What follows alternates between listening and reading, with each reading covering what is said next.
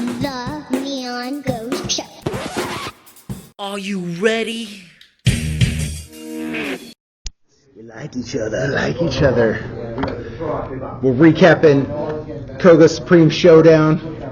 The two different perspectives, both of us cage side. I got to talk about the fighters. I know them. There were some bangers tonight. Absolute bangers, man. From fight number 1 to fight number, 9? Yeah, fight night 9. I mean, let's be real. Matt, I love you if you're watching this, brother.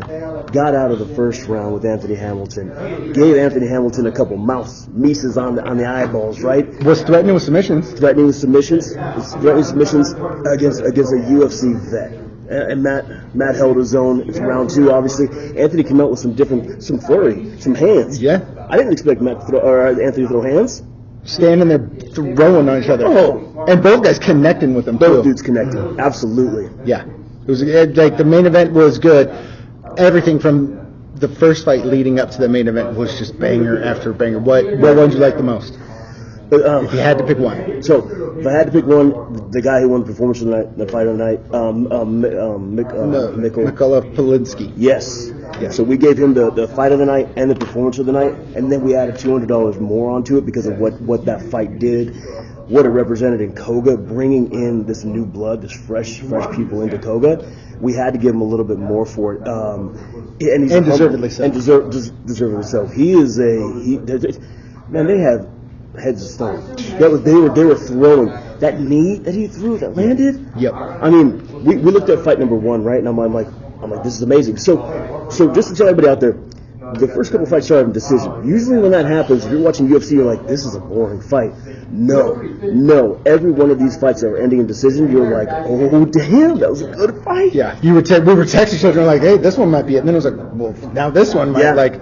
The bar definitely was set with that first fight, and then going after that. Absolutely. And I agree with the decision made. I had said, and Ed agreed with me during the thing. You'll hear it later. I'm glad I'm not Ryno on the voting committee for Fight of the Night, because like this one's too difficult. And I had texted you at one point. What would we say? Honorable mention, like shout out the performance Malik Lee did tonight. It would have won.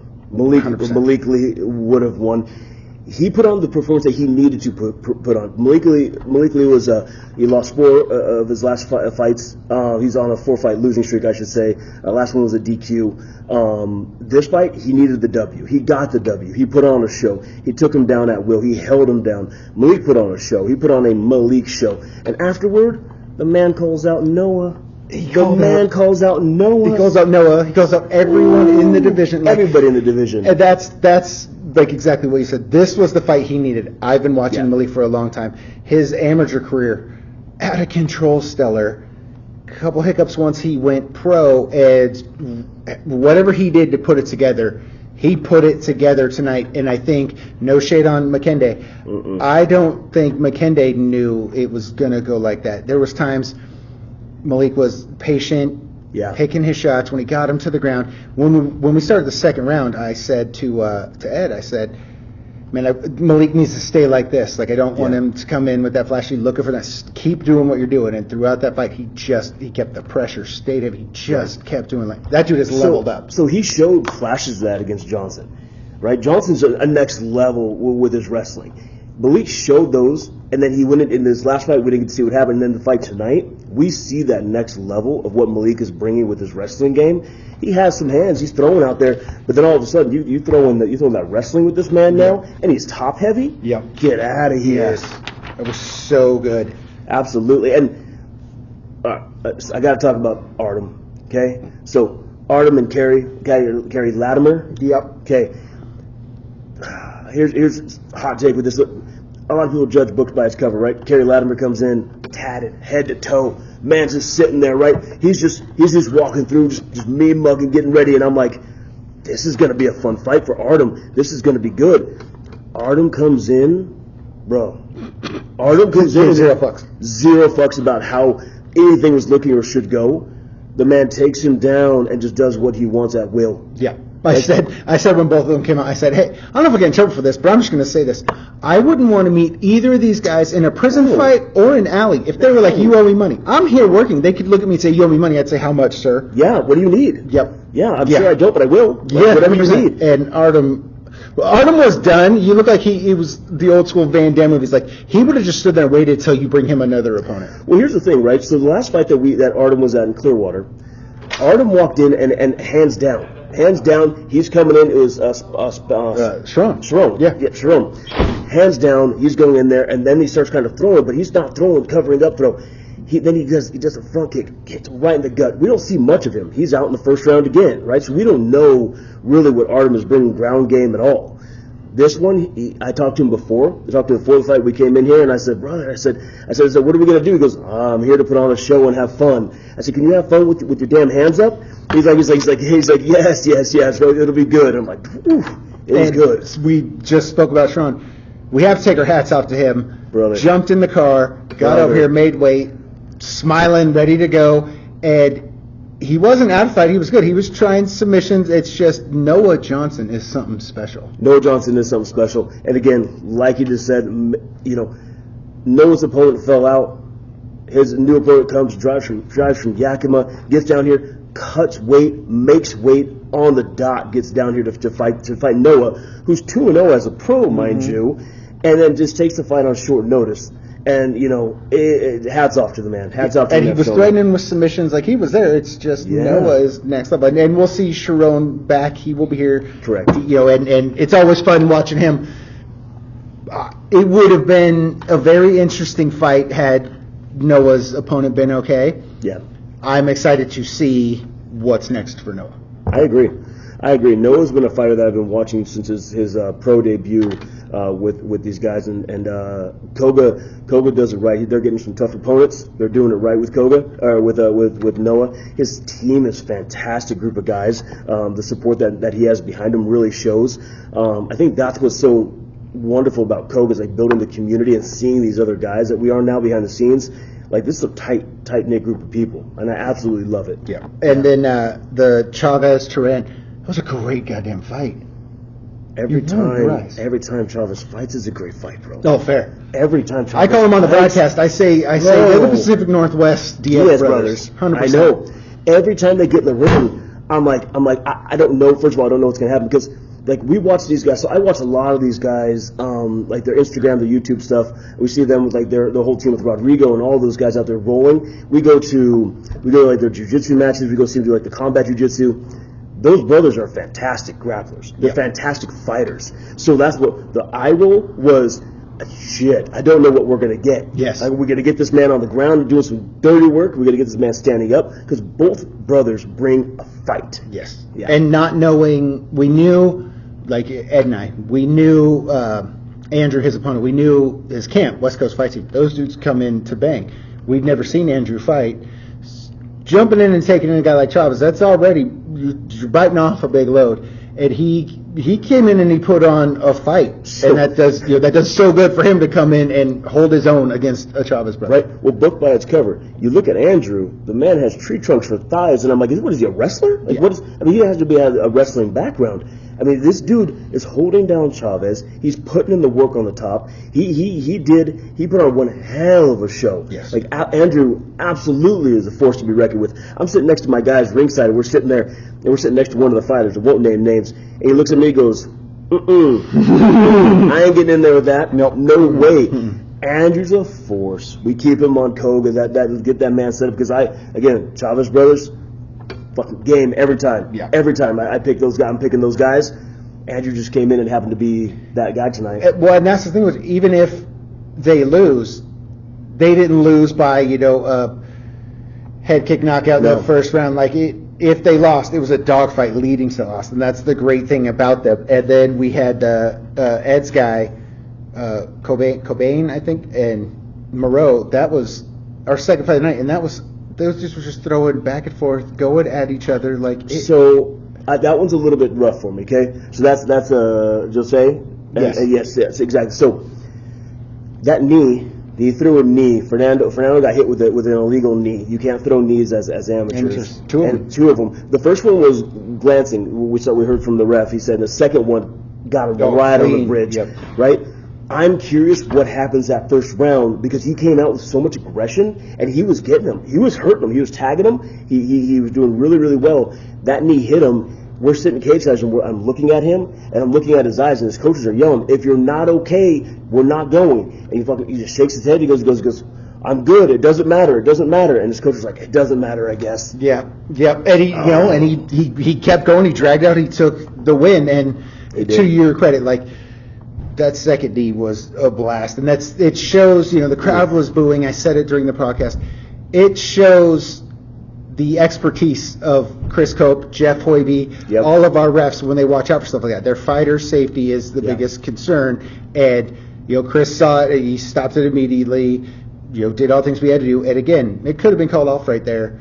It wasn't. Fernando said, no, I'm good. Like, let's go. And he dragged out and got the win. And we said that first fight, that was the travel, just down the line, it was just, what is happening? There was a point, I almost was like, okay, the letdown's coming. Like, there's something, this can't wait for the other foot to drop. This can't keep, and no, it kept. And even, as we said earlier, like, to the main event, all love to Hamilton, all love to Howell. Wasn't 100% looking forward to it, understand why it's happening, all that. It could have been the co-main. That would have been fine. I'm glad it didn't because of what's called opponent falling out. Yeah.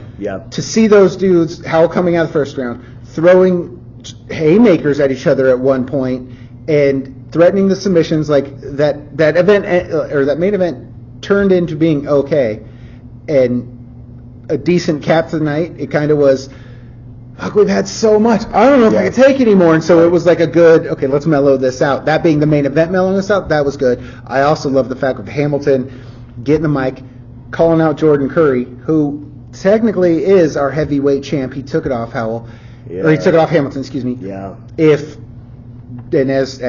Hamilton said, if you're man enough, I'll beat your ass. If Jordan comes over, about that could be interesting. We talked about that earlier, actually, before we even knew Hamilton was going to do that. So that could be a big fight, and that'd be at Clearwater. Yeah, that'd be a fight at Clearwater that I think people would want to see. One thing I want to point out that I haven't seen heavyweights fight right here at Coga.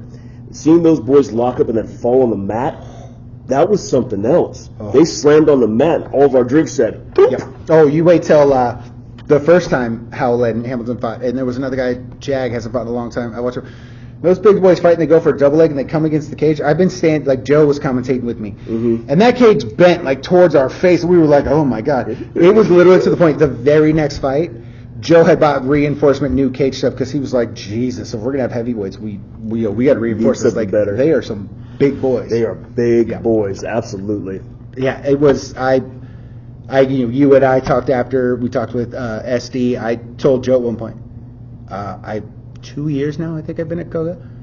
From start to finish, best fight card we've had. We've had amazing fights and then some letdowns, some what the fuck's going on. We had none of that bullshit tonight. No. First card, from the time we sat down till the time it was over, and then you guys getting in the cage and doing the announcing thing in the cage, I liked that. Just everything tonight felt like, watching these fighters progress, but now you look at Coga itself, us progressing, us getting bigger. I said earlier, you were doing your thing with the cards, the weigh-ins or the face-offs, fighters coming and doing your cards.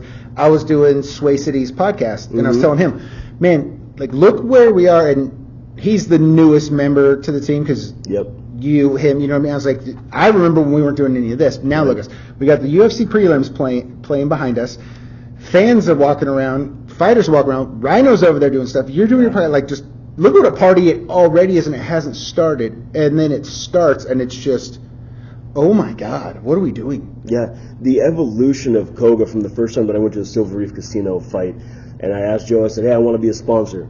Perfect, come give me some money, and I'll put you up on the screen. And I sat somewhere in the crowd. Yeah, and I'm like, man, I'm like, what are we going to do different here? Like, what can I do? What can I bring to Coga, and what we can expand on this? And then Joe starts getting a team around him. You always tell everybody, you want to hire people smarter than you because like they're going to make you look great. Yep. And that's what Joe does with you on commentary and on commentary, Omar in the background. I am blessed enough to be able to be a sponsor there and do some fun things with all of you guys. And it's amazing. Like this, like you just said though, this fight card, the best I've seen. And we say like these fights, some of the best we've seen. No. This fight card is the best I have felt Coga has put on. Yes. There are times when, Ed and I behind the scenes we're like, oh, this is going to be fight night. Oh, this. And then sometimes they're not. Sometimes one's better. This one, we had our picks. After that first fight, those picks went out the window. It was like, okay, like here we go. And as you said, the fight cards are always fun to be at. It's fun to be in the circus. You now being behind the scenes of circus, like that's always fun. And then, a 10-fight fight card, we get 3 like bangers of fights. We have yet to get 9 straight, just keep going, no let down, pushing forward. What is happening? And that we got that tonight. Well, I mean, let's talk about something that we've kind of spoken about before.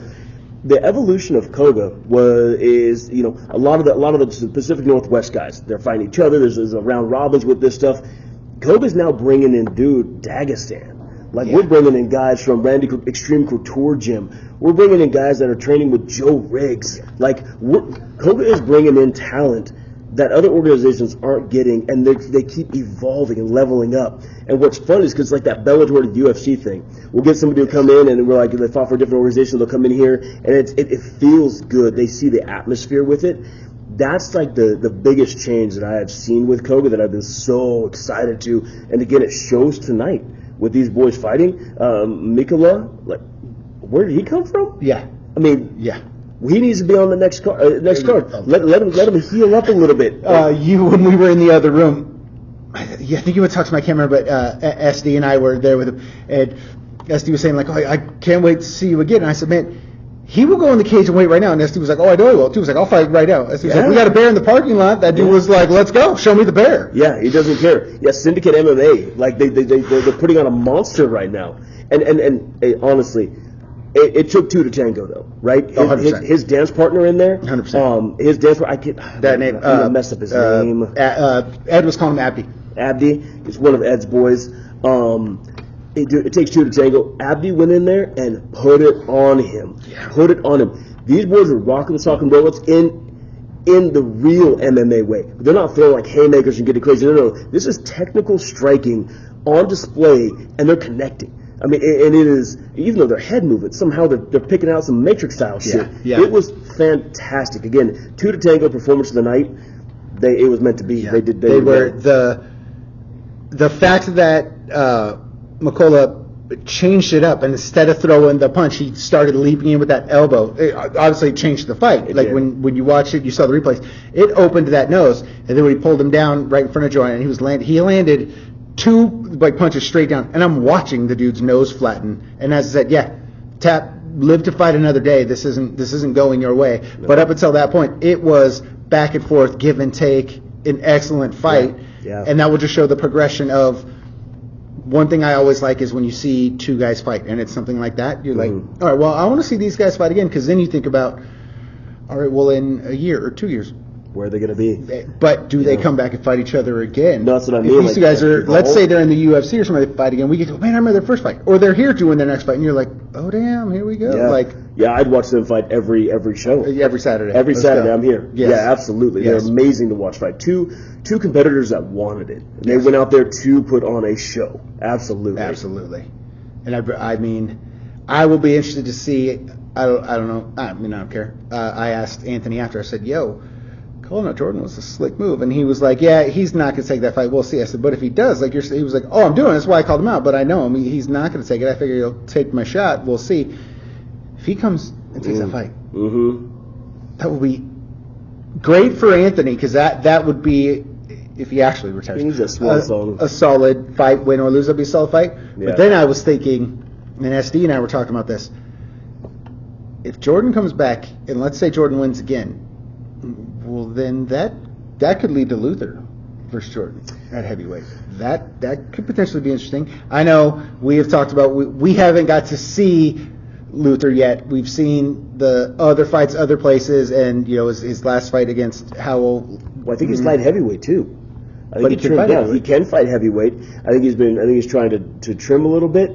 But if we got to see that Luther come in with it, I think that'd be great. I think that would be fantastic. Luther's a massive human being that is a presence in a room, and watching his highlights from his Army championships, like that was fantastic, seeing a head kick knockout. Yes. So I mean, we didn't get to see Luther tonight, unfortunately. His opponent, I think, broken jaw. Yeah. Broken jaw, so he didn't get a chance to fight. There was no short. You can't have an individual like Luther and say, "Hey, short notice fight. You want to come fight Luther?" Like, You're not taking that fight. You're not taking that fight. No, I'm sorry. Even Sharon would have been like, I'm I think I'm good. possibly good. Yeah. Actually, it's Sharon. He probably would have taken the fight. Let's Shit, be I'm honest. wrong. I'm wrong on that one. Yeah. Sharon would have fought both those guys. Sharon's crazy good. You know who I feel bad for? I feel bad for all the fighters on our next card Yes. that are going to have to live up to what just happened here. How? How do you? But, okay, except for Talon and Hoyt. I'm actually kind of fired up to see that. Oh yeah, no, I'm saying like we I know think- some of the fights, like some of it's gonna be, but the hype, everything behind this one, and now the know. coming off of this, all the hype that's gonna be talked about. Think of Noah and Omar, some of the stuff that's gonna share. These guys are gonna share stuff. You and I get like It's the gonna hype be that's gonna be behind this. That next fight card is gonna have to live up to some It's stuff. going to have to live up to it.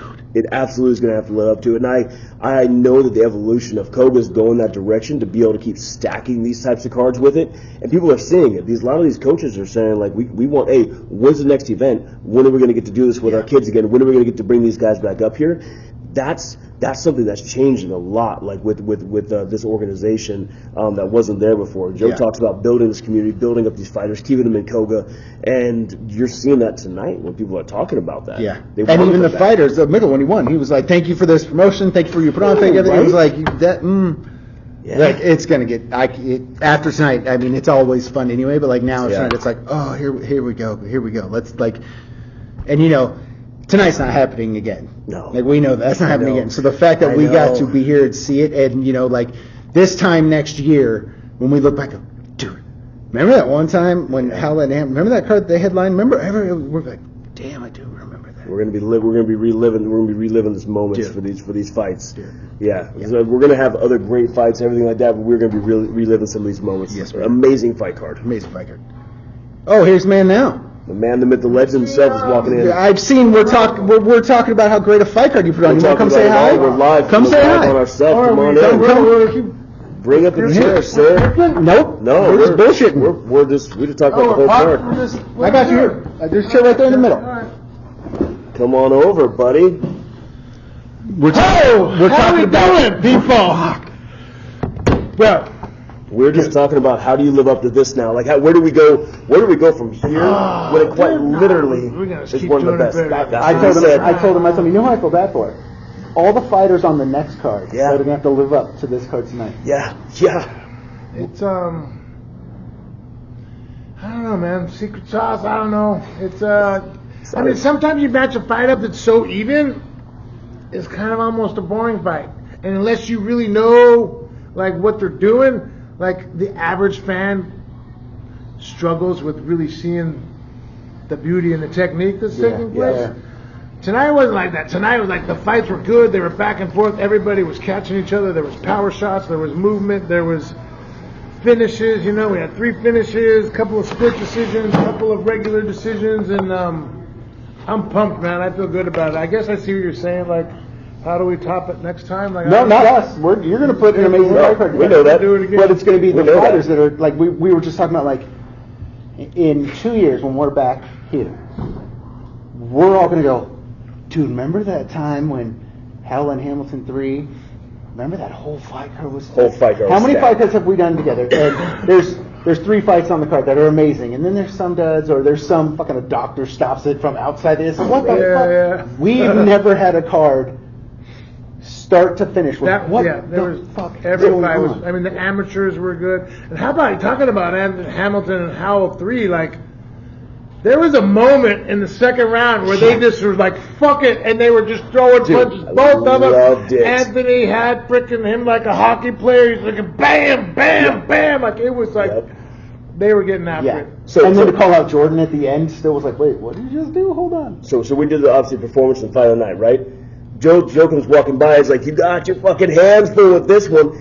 Every fight was Everyone- like, we're like, well, that's going to be the fight of the night, right? Yeah. Next fight, oh shit, well, that's fight of the night. I had people walking past me like, hey, number 1 or number 2 or 3, and I'm like, oh shit, 1, 2, 3, 4, and then all of a sudden the next one, we're like, what is happening right now? Everybody in the crowd. This is one of the most electric crowds that I have heard in a long time. This place was popping. We were talking about we say what's going to be the next card. We know that Coga's going to be able to continuously evolve with this, because what we've seen the evolution so far in Coga, like these guys that you're bringing in, Dagestan, Extreme Couture, you're bringing in some boys from Joe Riggs camps. Like, because of you and what you're doing, you're bringing these boys in. I would love to see Sean O'Malley Jr. again. That kid. I would love to see that man come in. I was talking to him. We booked it up. We didn't get it. He hit me up. We are talking about Joe Riggs and Joe Corrigan. Joe Corrigan, bantamweight, Sugar Sean O'Malley clone. Yep. Joe the dog. Joe, I want you back. Come fight for us. He trains with Tim Welch. Trains with Tim Welch down at Phoenix. Phoenix? Not no, lab yet. No. What the hell is it? I can't. Our adrenaline's are wearing off. I know what you're saying. How do you? Red Hawk. Red Hawk. Sorry, Tim. Tim and Joe at Red Hawk Academy, they got a good thing going. I am nurturing that relationship. I want to get Joe Corrigan back. That dude is a savage. We were talking about, I was on Sway City's podcast, and I said to him, I said, look at this. From the first time you were here to now, like, your podcast is going. The prelims are playing. The UFC prelims are playing. Ryno's over there doing stuff with fighters. Your people are walking around like, look at what we're doing now. How do you feel the evolution we've done from tonight's, from we opened the doors, all the stuff we did up until the fight? Like, it could be nothing but stoked for you, right? Yeah. Really, it's humbling. First of all, I want to thank you. It's not me. It's like it's you. He did say it's you. He did give you the shout out for the team you're building around you.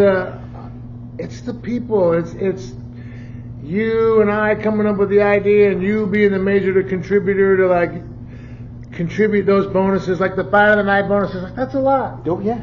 $400 for an extra fighter that's fighting for, like half that or double that or whatever. Like, that's a lot. It's not a UFC $50,000 or a Paramount $25,000 bonus, but like for the regional level, like we're going to top the next one because we have the momentum going and the fighters are like, hey, we want to come back. This is a nice show. Everything's organized. Everything's well run. We take care of the guys. They get stitched up. My doctor calls them on Monday, checks in on them, and so you and Ed and Omar are raising the game of the social media. My sponsors, Josh Brumley at Brumley Law, NGSRyno memorabilia. Like, it's all, it's starting to come together, and it feels like it's picking up steam. I feel like I've been doing the same thing that I've been doing, but all of a sudden I'm like, I have some help now. I have some support, and that's what we talked about with it. That's what we talked about.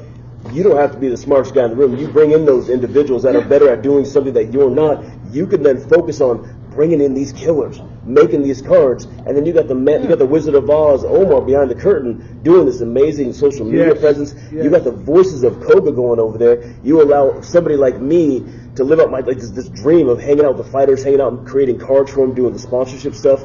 Every sponsor should want to jump in on this promotion because the trajectory is insane. Perfect for small businesses. Like, you figured it out, saw the handwriting on the wall, 100% contributed some sweat equity, and you're getting some your trade names getting out there. And now we're working on some card shows and some other cool things that's happening. Oh boy, where we that's really expanding. It's synergy. Speaking of synergy, like the synergy is going. I was talking about Malik Lee when I just did the Sway City podcast. Like, Malik Lee, John Haynes just had a big, huge win on A1. You got JoJo down there. Like, they got a team of guys, and like Malik Lee looked really good, coming off a 2 or 3 fight losing streak. He looked the best ever looked. He looked really good. He looked sharp, methodical, thinking, listening to his coach. Everything was like, he was just, he improved. And like, it has to, he's training with John Haynes and he's training with JoJo, so like that synergy is like, they're making that team better, and like our relationship and my friendship and relationship with Omar, and like